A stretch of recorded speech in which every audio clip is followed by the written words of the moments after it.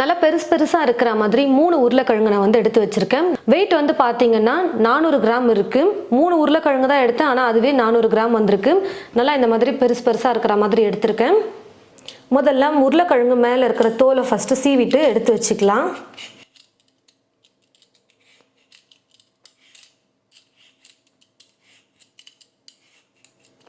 உருளைக்கிழங்கு மேலே இருக்கிற தோலை சீவினதுக்கு அப்புறமா நம்ம துருவி எடுத்துக்க போகிறோம்.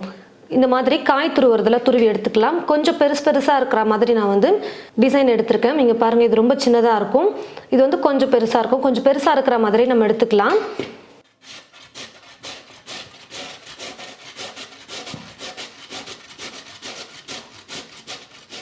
நம்ம எல்லா உருளைக்கிழங்கையும் துருவுற வரைக்கும் அப்படியே விட்டுட்டோம்னா துருவி வச்சிருக்கிற உருளைக்கிழங்குடைய கலர் வந்து மாறிடும். அதனால் ஒவ்வொரு உருளைக்கிழங்கா நம்ம துருவிட்டு தண்ணியில் சேர்த்துடலாம்.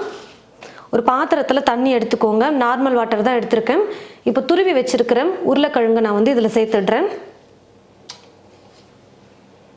இது அப்படியே ஒரு பக்கம் இருக்கட்டும். திரும்பவும் மீதி இன்னும் 2 உருளைக்கிழங்கு இருக்குது பார்த்தீங்களா, அதையும் துருவி எடுத்துக்கிறேன்.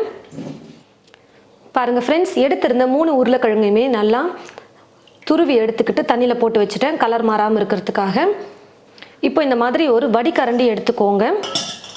வடிகரண்டி இல்லைனாலும் பரவாயில்ல, ஒரு துணி எடுத்துக்கிட்டு துணியில் வந்து நான் துருவி எடுத்து வச்சுருக்கிற இந்த உருளைக்கிழங்கு இதில் சேர்த்துடுறேன். துணியில் போட்டு நம்ம வடிகட்டும்போது தண்ணி கொஞ்சம் கூட இல்லாமல் எடுத்துட முடியும். உருளைக்கிழங்கு தண்ணி வந்து உருளைக்கிழங்குல கொஞ்சம் கூட இருக்கக்கூடாது. நல்லா ட்ரை ஆகிற மாதிரி நம்ம பிழிஞ்சு எடுத்துடலாம். துருவி வச்சிருக்கிற உருளைக்கிழங்குல தண்ணியில் போட்டதுக்கப்புறமா சும்மா கையில் வந்து நல்லா இப்படி இப்படி அலசிக்கோங்க. அலசிட்டு அதுக்கப்புறமா எடுத்து போட்டுக்கலாம் தண்ணி இல்லாமல். இப்போ நல்லா டைட்டாக துணியை வந்து பிடிச்சி அழுத்தணும்னா கொஞ்சம் கூட தண்ணி எல்லாம் நல்லா வந்துடும். இந்த மாதிரி நல்லா பிழிஞ்சுக்கோங்க.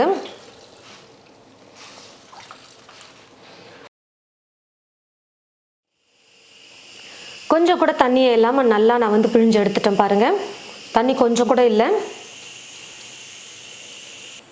இப்போ உருளைக்கிழங்கு கூடவே 5 ஸ்பூன் அளவுக்கு மைதா மாவு சேர்த்துக்க போகிறேன்.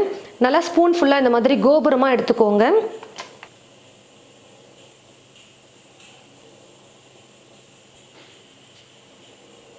அதுக்கப்புறம் காரத்துக்கு ஏற்றது போல் மிளகாய்த்தூள் சேர்த்துக்கோங்க. 1/4 ஸ்பூன் இல்லை 1/2 ஸ்பூன், இல்லை இன்னும் அதிகமாக ஸ்பைசியாக வேணும்னு நினச்சிங்கன்னா 3/4 ஸ்பூன் அப்படி சேர்த்துக்கோங்க. இது கூடவே மிளகுத்தூள் 1/2 ஸ்பூன் சேர்த்துக்கிறேன். தேவையான அளவு உப்பு, ஒரு முட்டையை உடைச்சி சேர்த்துக்கிறேன். பொடியாக நறுக்கிய கொத்தமல்லி கொஞ்சம். இப்போ இது எல்லாத்தையும் சேர்த்து நல்லா மிக்ஸ் பண்ணி விட்டுக்கலாம்.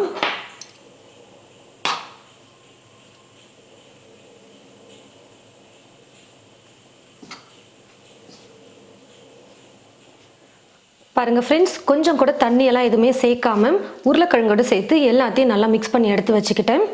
நல்லா கெட்டியாக இருக்கிற மாதிரி மிக்ஸ் பண்ணிக்கணும். தண்ணியெல்லாம் சேர்க்கவே கூடாது.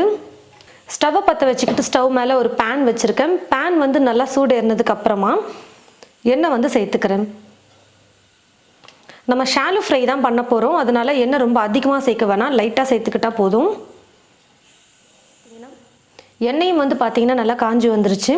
இப்போ ஸ்டவ்வை மீடியம் ஃப்ளேமில் வச்சுக்கிட்டு கொஞ்சம் கொஞ்சமாக நம்ம ரெடி பண்ணியிருக்கிற உருளைக்கிழங்கு எண்ணெயில் எடுத்து வச்சிடுறேன். அப்படியே தட்டி விட்டுக்கலாம் ஸ்பூன்லேயே. நீங்கள் கையில் ஃபஸ்ட்டு எடுத்து தட்டிட்டு கூட எண்ணெயில் போட்டுக்கலாம். அப்படின்னா இதே மாதிரி ஸ்பூனில் கொஞ்சம் அள்ளி எடுத்து வச்சுட்டோம் தட்டிக்கலாம்.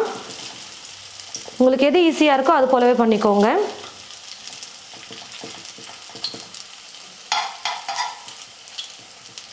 ரொம்ப மெல்லிசாவும் இருக்கக்கூடாது, ரொம்ப மொத்தமாகவும் இருக்கக்கூடாது. ரொம்ப மொத்தமாக போட்டோம்னா உள்ளே வேகவே வேகாது, பச்சையாகவே இருக்கும். உருளைக்கிழங்கு நம்ம மாவெல்லாம் சேர்த்துருக்கோம் வேறு, அதெல்லாம் வேகணும். ஸ்டவ் வந்து ஃபுல்லாக வச்சுட்டு குக் பண்ணும்போது சீக்கிரமாக தீஞ்சிரும், ஆனால் உள்ளே வந்து வெந்திருக்காது ஸ்நாக்கு. ஸ்டவ்வை மீடியம் ஃப்ளேமில் வச்சுட்டே குக் பண்ணிக்கலாம். அப்போ தான் நல்லா உள்ளேயும் வெந்திருக்கும், மேலேயும் நல்லா பொன்னிறமாக கலர் வந்து மாறி வரும்.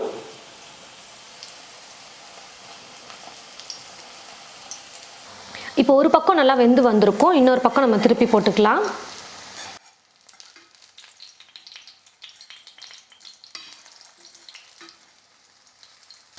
இப்போ இந்த பக்கமும் நல்லா வெந்து வரட்டும், அப்புறம் எடுத்துக்கலாம். நல்லா வெந்து வந்ததுனா தான் சாப்பிட்றதுக்கு நல்லா டேஸ்ட் சூப்பராக இருக்கும். ஏன்னா நம்ம உருளைக்கிழங்கு வந்து பச்சையாக தான் சேர்த்துருக்கும், கூட மைதா மாவு வேறு சேர்த்துருக்கும்.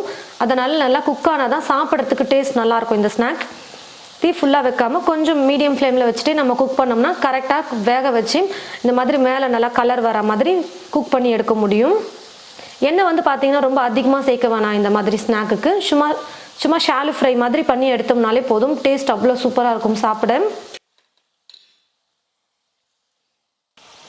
பாருங்கள் ஃப்ரெண்ட்ஸ், இன்னொரு பக்கமும் ஸ்நாக் வந்து நல்லா வெந்து வந்துருச்சு. இப்போ நான் எடுத்துடுறேன்.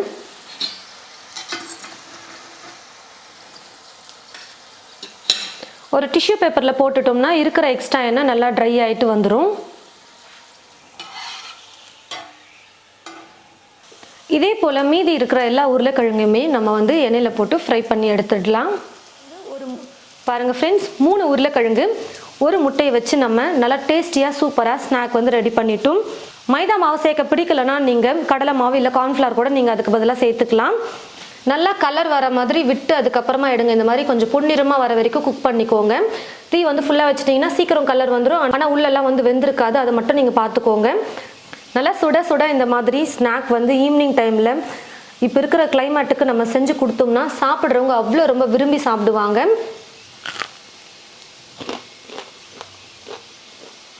நம்ம சூடாக செஞ்சு கொடுக்கும்பொழுது பார்த்தீங்கன்னா மேலே கொஞ்சம் கிறிஸ்பியாக இருக்கும். கண்டிப்பாக நீங்களும் உங்களுடைய வீட்டில் இது போல் உருளைக்கிழங்கு முட்டை இருந்ததுன்னா ஸ்நாக் ட்ரை பண்ணி பாருங்கள். ட்ரை பண்ணி பார்த்துட்டு எப்படி இருக்குன்னு மறக்காம கமெண்ட் பாக்ஸில் வந்து கமெண்ட் பண்ணுங்கள். இந்த வீடியோவை மற்றவங்களுக்கும் ஷேர் பண்ணுங்கள்.